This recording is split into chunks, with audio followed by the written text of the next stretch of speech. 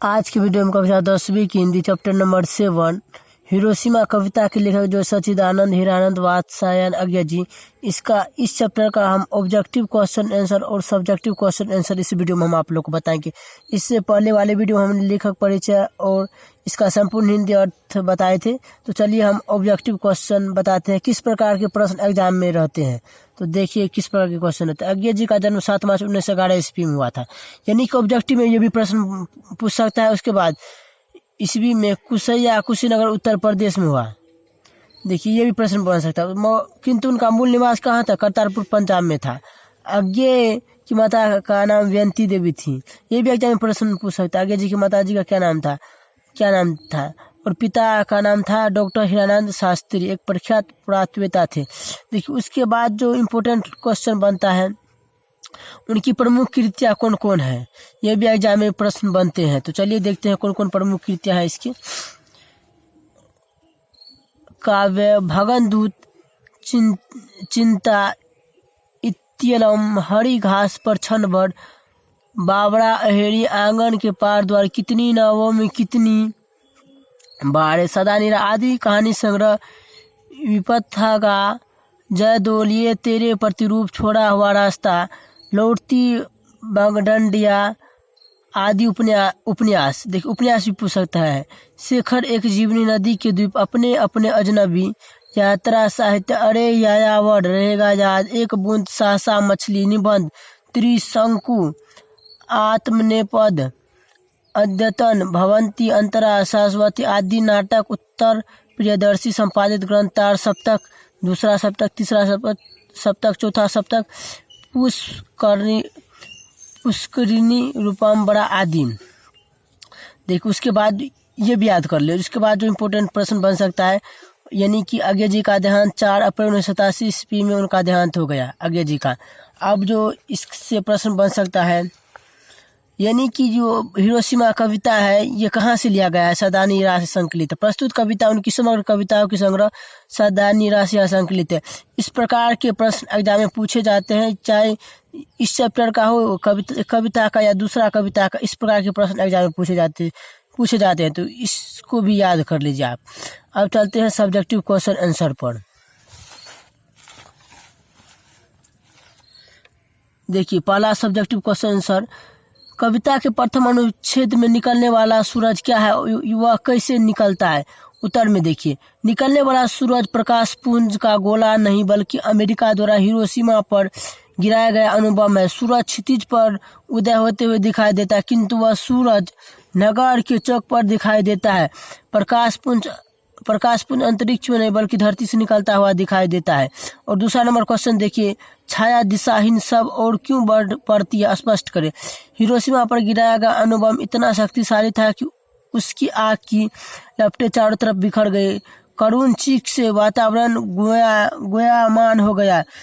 कोई किसी का दर्द सुनने वाला नहीं था, क्योंकि सभी स्वयं अपने दर्द से पीड़ित थे। एक दूसरे का साथ देने वाला स्वयं विरक्त हो गए थे। चारों तरफ केवल त्राहिमाम का स्वर सुनाई पड़ रही थी। छाया देने वाला वृक्ष, मानव आदि स्वयं छाया की तलाश में इधर उधर भटक रहे थे। तो अब चलते हैं तीसरा नंबर क्वेश्चन देखते हैं।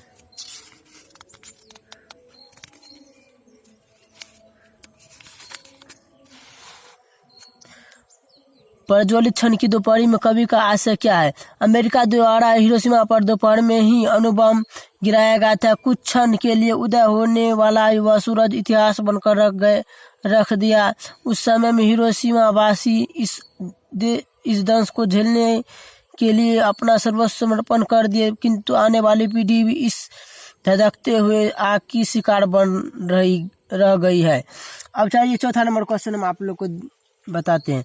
मनुष्य की छाया कहाँ और क्यों पड़ रही है? इसका उत्तर देखिए, मनुष्य की छाया हिरोशिमा पर गिराए गए अणुबम के कारण पड़ रही है। मानव को ही तबाही की गर्त में धकेल दिया है। आयुधों की होड़ में दुनिया स्वयं संकट के बादल से घिरने लगी है।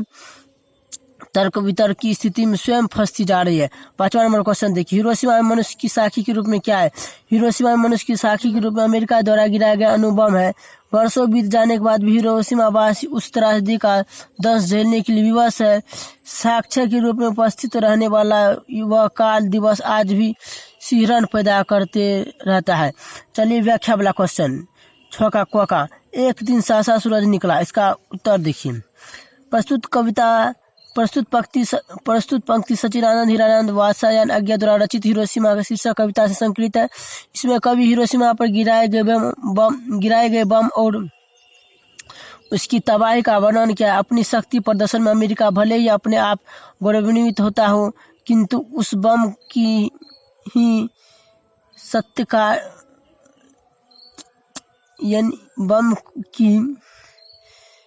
बम का जो उपयोग किया था रूप आज भी विद्यमान है। सूरज की तरह दिखने वाला वह आग का गोला पूरे हिरोशिमा को ही नष्ट कर डाला। वर्षों बीतने के बाद भी वहां के वासी इसका परिणाम भुगत रहे हैं। अब चलिए ख नंबर क्वेश्चन देखते। काल सूर्य के रथ के पहियों की जो और टूट कर बिखर गए 10 दिशा में, इसका देखिए उत्तर। प्रस्तुत पंक्ति अज्ञा द्वारा रचित हिरोशिमा शीर्षक कविता से संकलित है। इसमें कभी हिरोशिमा पर गिराए गए बम और उसकी त्रासदी का वर्णन किया है। गिराया गया बम बड़ा ही शक्तिशाली था। काल रूपी सूर्य के पहियों के टूटे हुए चारों तरफ बिखर गए। करुण चीख से वातावरण द्रवित हो गया। सभी जान बचाने के लिए इधर उधर भागने लगे। कोई एक दूसरे का साथ देने वाला नहीं था। प्राणों के लाले पड़े हुए लोग अपना सुध बुध खो बैठे थे। चित्कार और कोराम से दिशाएं कांप उठी थी। अब ग नंबर क्वेश्चन देखिए। मानव का रचा हुआ सूरज मानव को भाव बनाकर सो गया। देखिए इसका उत्तर।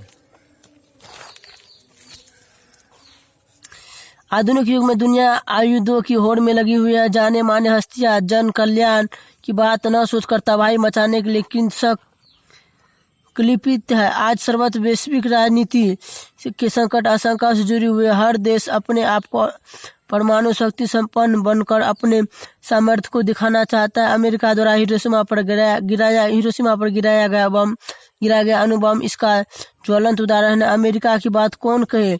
आत्म सुरक्षा के नाम पर करोड़ों खर्च आयुध पर हो रहे हैं। जनता की भूख और पीड़ा से सरकार का कोई औचित्य नहीं है।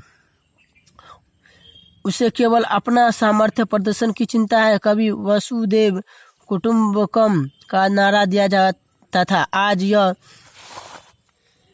दिखावा बन गया है। शक्ति संपन्न राष्ट्र छोटे और कमजोर राष्ट्र को आयुध के नाम पर छलते हैं। यदि यही स्थिति रहे तो वह दिन दूर नहीं जब नई देश या उसका हिस्सा हिरोशिमा की तरह त्रासदी और दंश झेलने के लिए विवश हो जाएंगे।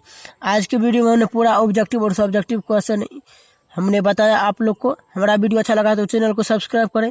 मिलते हैं अगले वीडियो में।